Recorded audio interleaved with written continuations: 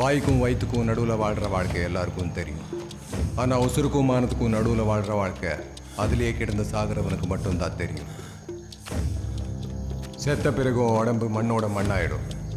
உன் முகம் கொஞ்ச நாள் சுற்றி இருக்கிறவன் நினப்பில் இருக்கும், கொஞ்ச நாள் செவரில் ஃபோட்டோவாக இருக்கும், அப்புறம் காணாமல் போயிடும்.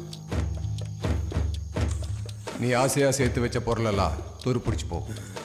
உன் நிலம், வீடு, நீ சேர்த்து வச்ச பணம் எல்லாம் கை மாறி போகும். நீ வாழ்ந்த வாழ்க்கை வெறும் கனவு. ஆனால் ஒன்று மட்டும் காலம் தாண்டி நிற்கும் மகனே, அது பேரு. இப்படி ஒருத்தன் வாழ்ந்தாங்கிற பேரு. பேரு முக்கியம். பேருக்காக தான் காலங்காலமாக யுத்தங்கள் நடக்குது.